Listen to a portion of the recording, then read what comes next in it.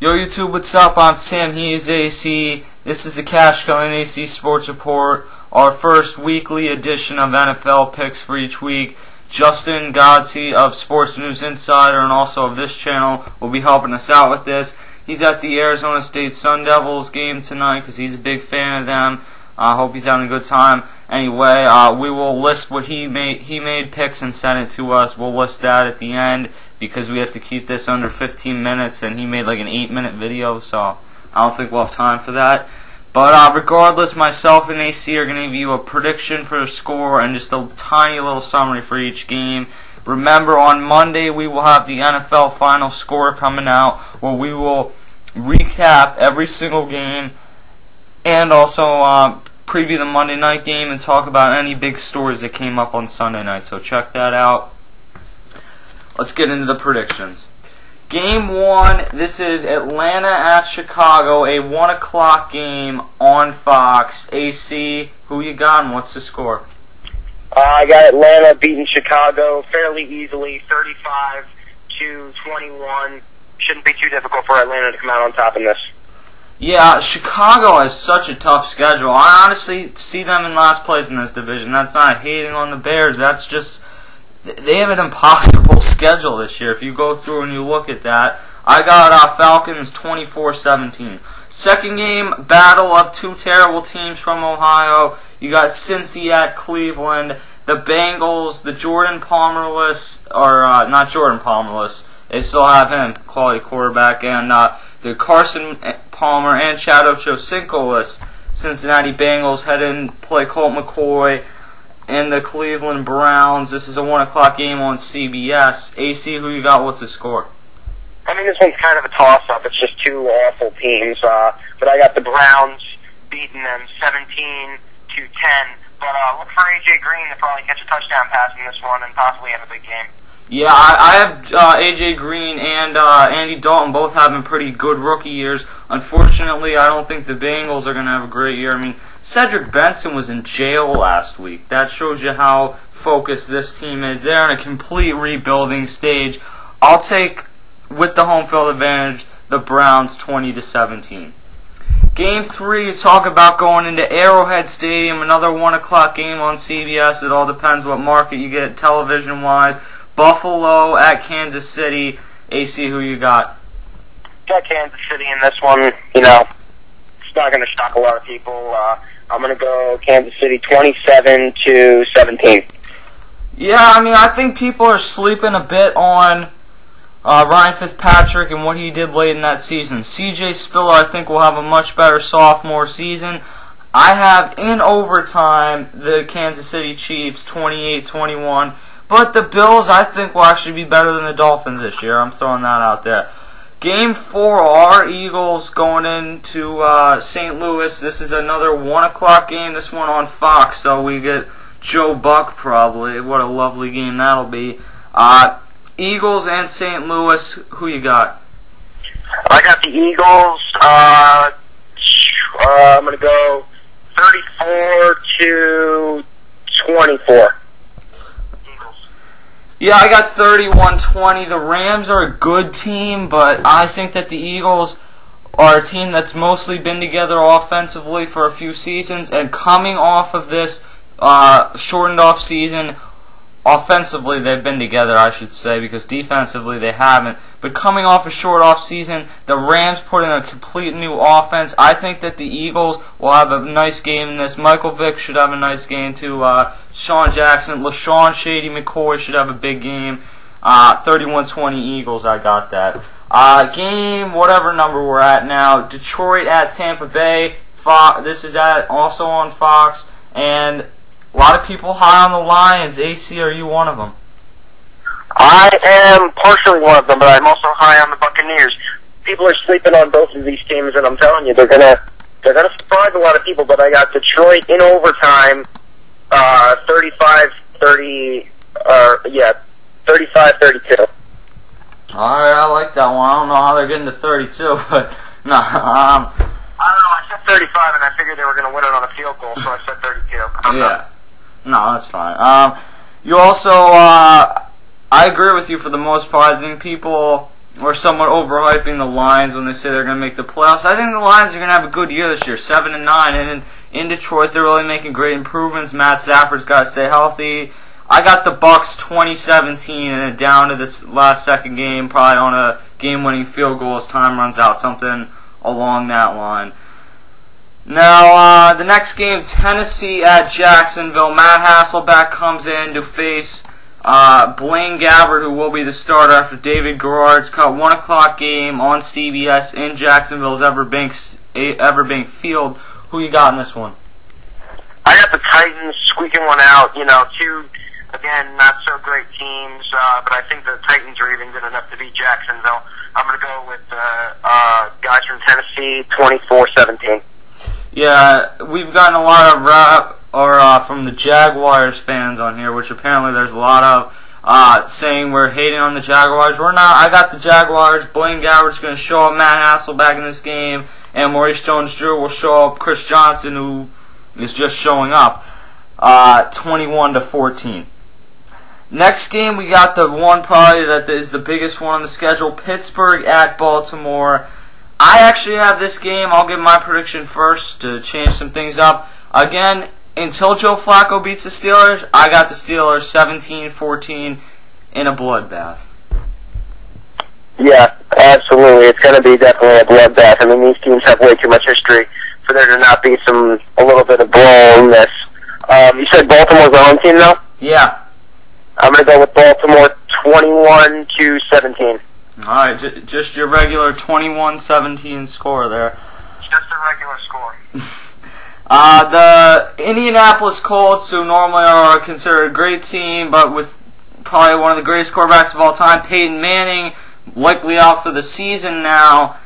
That changes a lot against the Houston Texans. I'm going to take the Texans in this game, 30-17. The landscape of that division's completely changed. I am switching my pick to the Houston Texans. Give me them 30-17. Matt Shaw will win this game. Mark it down. Not Arian Foster, not anyone else. Matt Shaw. I mean, if the Colts don't have Peyton Manning, the Colts don't have themselves. That's their whole identity. That's their whole team. The Texans will win this game 24-14. Next game, you talk about two teams that have kind of had shaky off seasons in terms of the Redskins, who it's never a good thing when your quarterback controversy is between John Beck and Rex Grossman, so that's bad enough by itself. But then you got the Giants, who on paper, if they're all healthy, look like a 10-6, maybe even 11-5 team. But with losing guys like Prince Amukamara, having issues with O.C. Umenyiora and his contract, I have my questions about the Giants. So they also lost Kevin Boss. I mean, the list goes on. Brandon Jacobs is essentially done at this point. But I will still take the Giants because they're playing the Redskins 17-7. Eli Manning's going to have a much better season than he did last year if the Giants are going to be successful. Eli Manning's got to have a better season. That's what it comes down to for me for this team. That and some guys got to step up on defense if the Giants are going to have any kind of a playoff run this year. But I'll still pick them over the Redskins. I'll go 21-10. Alright, next game we got the Seattle Seahawks. I have a little thing going on with Brian on the Blitz Hardcore podcast about this game.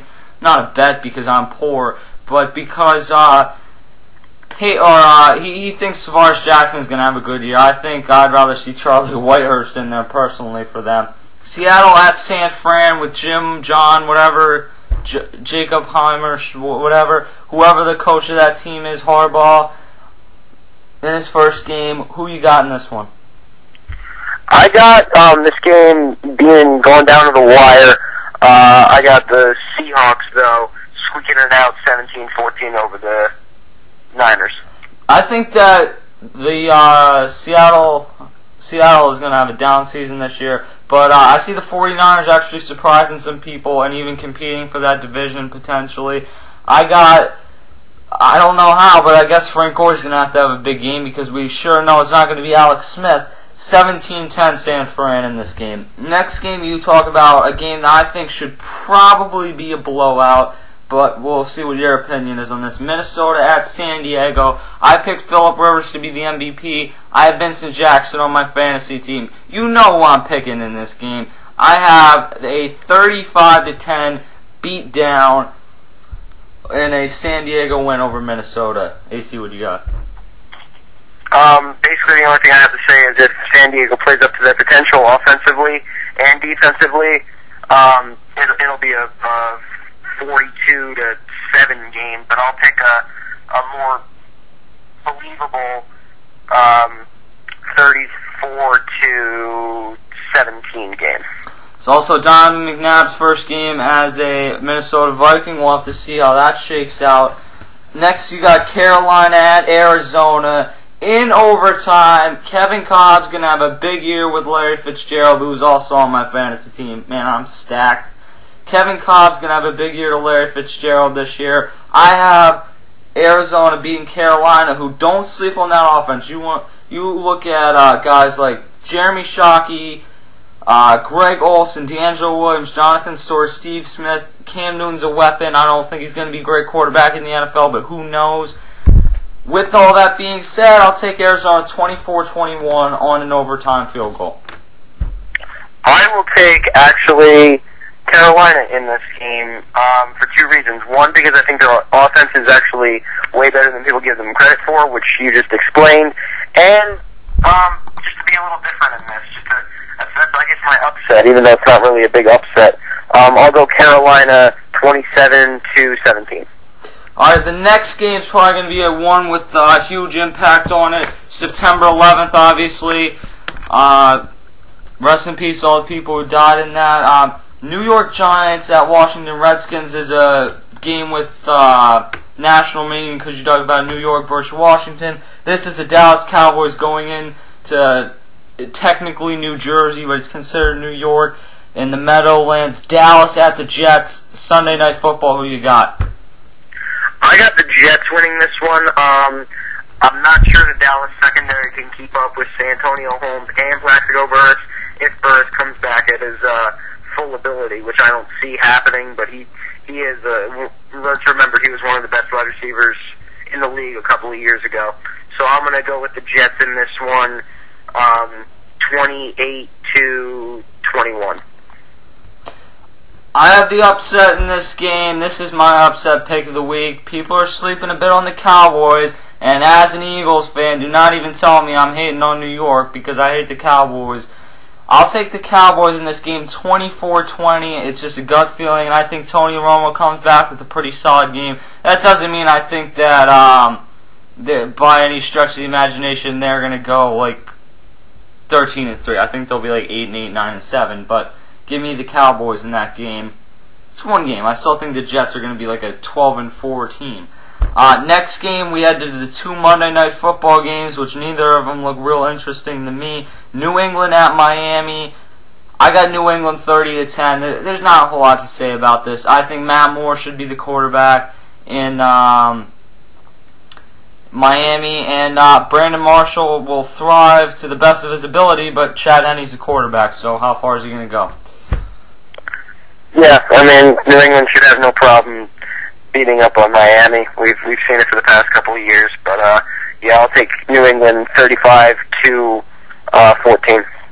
Yeah, that's not exactly what ESPN's hoping for by putting that game on. But final game on the dock, whatever they call it this week, Oakland at Denver. People sleep on Kyle Orton. He was one of the top 10 quarterbacks in the NFL last year. And the people saying that Tim Tebow should start over him are idiots. Give me Denver 24-10 in this. I don't like what the Raiders did this offseason, especially getting rid of Tom Cable. 24-10 Denver. Does anybody ever like what the Raiders do in the offseason? No. Exactly. I'll take Denver in a closer one, 21-17. Alright, there's our Week 1 NFL predictions. Check back. Make sure you check back for the NFL final score on Monday. All the big shows, all the big NFL stories this entire season will be covered right here by myself, Fernando, AC, KJ, Cookie, Domid, everyone on this show. D, anyone else that we would bring on during the season, there's going to be no better spot to find NFL coverage this year than the Cash Kelly and AC Sports Network.